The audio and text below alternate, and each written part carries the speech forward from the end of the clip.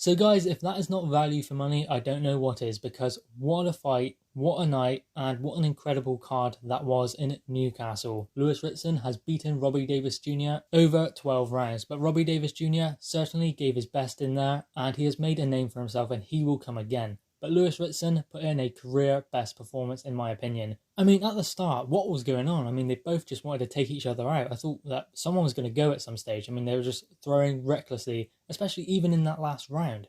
I mean, it was just completely reckless. You didn't know who was going to land. I mean, any of those shots could have just put their opponent asleep. And I don't know how they were still standing at the end. It was just an incredible fight. Two fighters who turned up to give their all and were the ones who benefited from it. So that was a great fight. Now, obviously, you also have Ted Cheeseman and Scott Fitzgerald on the undercard, and it was Fitzgerald who got the nod. Now, many people believe it was a draw, and to be honest, going into that last round, I think it was anyone's fight to take. But I mean, it was close. You can make a case for either fighter, but to be honest, in my opinion, I thought maybe a draw, but if they were going to give anyone the nod, it would have been Ted Cheeseman, in my opinion. But Scott Fitzgerald put in a great performance, and I'm not saying he shouldn't have won the fight because he gave it his all. But I just think that Ted Cheeseman was boxing well in the early rounds. Scott Fitzgerald maybe took the later rounds, and perhaps that's what swayed the judges. But nonetheless, it was a close fight. And as I said, I guess you can just give it either way, depending on how you are scoring the rounds, based on whether it's about aggression or pure boxing ability, who is doing the cleaner work. And Scott Fitzgerald got the nod in the end. Also on the undercard as well, Martin Bakole becomes the third man to stop Kevin Johnson. Now, obviously, that is no mean feat because Kevin Johnson, he is a journeyman at this stage of his career. But I mean, he isn't stopped that often. Well, he's only been stopped 3 times now. So that is a great statement for Martin Bakole. And that awful night against Michael Hunter is being pushed further in the rearview mirror. So Martin Bakole will move on. And it looks like Eddie Hearn is going to push for Martin Bakole to get in there with Daniel Dubois next. That is a fight that he wants to make. And he said this will be a cheaper fight. He won't have to pay Martin Bakole as much as he would Dave Allen. So they get a cheaper fight, but it would be a very difficult fight for Daniel Dubois, a real step up. But Eddie Hearn said he is confident and he hopes that Frank Warren will give Martin Bakole the opportunity to get in there with Daniel Dubois. Now, what a fight that would be. Now, obviously, this event wasn't short of its own controversy, especially given that some fans were attempting to put Robbie Davis Jr. off by giving him insomnia. Now, it was revealed that fans were planning to break in and set off the fire alarm in Robbie Davis Jr.'s hotel to wake him up and make sure he was off his game going in there with Lewis Ritson. So he moved hotels, which is very good because apparently, according to Scott Fitzgerald, the alarm was set off at 2:45.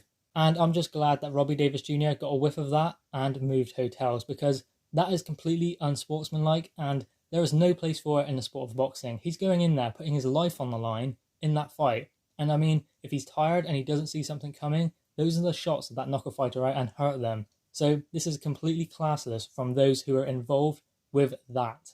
Not only is it classless, it's very dangerous as well. As I said, he's going in there taking punches. So in that period, just before the fight, he needs to be resting up and gathering his energy, not being woken up at 2:45 in the middle of the night. That doesn't do him any favours. And as I said, it's quite dangerous, considering anything can happen in boxing. But as I said, I'm just glad that they moved hotels and they didn't have to deal with that, although Scott Fitzgerald had to deal with that, it seems. And putting that aside, we did have a great fight night. It was brilliant. I mean, Lewis Ritson, career best performance, and Robbie Davis Jr., he can come again, definitely. I think he has made plenty of friends. And then there's Ted Cheeseman. Now, his last 3 fights have been 2 losses and 1 draw. Which, I mean, it doesn't really reflect his performances. In the Kieran Conway fight, I believe he won that fight. It was a close fight, but I believe he won that fight. And the Fitzgerald fight was a close fight, and to be honest, I believe he won it. I mean, as I said, if I was going to give anyone the nod, it would have been him. But the judges went with Scott Fitzgerald. I mean, it could have been a draw. It could have gone either way. We didn't know really what was going to happen going into that last round. As I said, it was anyone's to take in that last round. And it's just a shame for Ted Cheeseman. And in his last 3 performances, he hasn't got a win, a draw and 2 losses. But that doesn't represent how much of a good fighter he is. He is a great fighter. He has tons of heart. And yes, the Sergio Garcia fight was quite wide. I mean, he wasn't really close in that fight. But the last 2 fights, he was very close. And they could have gone either way. It's a shame for Ted Cheeseman, And I hope that this doesn't dishearten him too much, because he has great potential and he has a great future in the sport of boxing. He's only 24 years old, and I truly believe he can do great things in the sport of boxing. He's not even at his prime yet, and he's taking fights like this. So you have to give him credit, and I believe he will come again. The margins have been small in his last few fights, so I hope that Ted Cheeseman can come again. I believe he can. As I said, I think he has a great future in the sport of boxing. He just needs to be headstrong and come back bigger and better. And I believe he will. He is very mentally strong. And that just goes to show what a great win it was for Scott Fitzgerald, who will now hopefully go on and rematch Anthony Fowler. What a rematch that will be. Eddie Hearn said that is a fight that he wants to make. The rematch is even bigger now. But anyway, guys, what are your thoughts on this fight card? Did you enjoy it? And maybe the Ted Cheeseman Scott Fitzgerald card, how did you have it? Who did you have winning? Who would you give the nod? Or do you believe it was a draw? Drop your thoughts in the comments below, click the thumbs up, and subscribe if you are new. Thanks, guys.